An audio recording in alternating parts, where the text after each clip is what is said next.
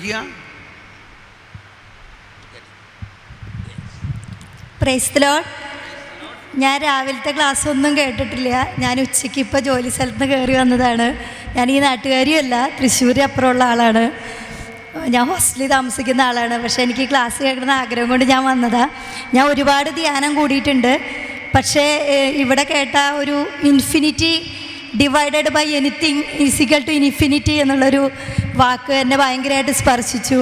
അതായത് അനന്തതയെ നമ്മൾ എന്തുകൊണ്ട് ഡിവൈഡ് ചെയ്താലും ഉത്തരം അനന്തത തന്നെയാണ്.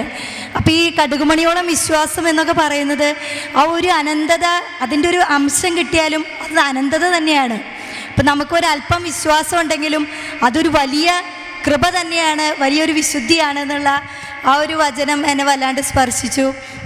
പിന്നെ രണ്ടാമത് എനിക്ക് തോന്നിച്ചത് നമ്മുടെ സംസ്കരണമാണ്. അത് സംസ്കരിക്കപ്പെട്ടു എന്ന് പറയുമ്പോൾ അത് ശുദ്ധീകരിക്കപ്പെടലാണ്. ഇരുമ്പ് സംസ്കരിക്കപ്പെടുന്നത്, സ്വർണം സംസ്കരിക്കപ്പെടുന്നതിനെ കുറിച്ചൊക്കെ ഇവിടെ പറഞ്ഞു. അതൊരു വിശുദ്ധീകരണമാണ്, ശുദ്ധീകരണമാണെന്ന് ബ്രദർ പറഞ്ഞപ്പോഴാണ് അത് ഭയങ്കര ബോധ്യമായത്. അപ്പം നമ്മുടെ മരണം ഒരു ശുദ്ധീകരണമാണ്, ഒരു ഉത്ഥാനമാണ്, ഒരു പുതിയ ജീവിതത്തിലേക്കുള്ള ഒരു ഉത്ഥാനമാണ് നമ്മുടെ മരണം എന്നും എനിക്ക് വ്യക്തമായി. എനിക്ക് വളരെ സന്തോഷമുണ്ട്. ഒത്തിരി നേരം എനിക്ക് കേൾക്കാൻ കഴിഞ്ഞുള്ളെങ്കിലും എനിക്ക് വളരെ വലിയൊരു അറിവ് നേടാൻ കഴിഞ്ഞു. ദൈവത്തിന് ഞാൻ നന്ദി പറയണം. ഒപ്പം ഇങ്ങനെ ഒരു ക്ലാസ് എടുത്ത ബ്രദറിനും നന്ദി പറയുന്നു. എനിക്ക് വേണ്ടിയും പ്രാർത്ഥിക്കണം. എല്ലാവർക്കും വേണ്ടി ഞാനും പ്രാർത്ഥിക്കാം. Praise the Lord. അപ്പോൾ നിന്നെ സംസ്കരിക്കപ്പെടണമോ? സംസ്കരിക്കപ്പെട്ടാലേ ശുദ്ധീകരണം പൂർണ്ണമാവുള്ളൂ. ഉത്ഥാനം ചെയ്ത് സ്വർഗത്തിൽ ഈശോയെ മാതിരി ആവുള്ളൂ. കേട്ടോ? Praise the Lord. സംസ്കരിക്കപ്പെടണമെങ്കിൽ എന്ത്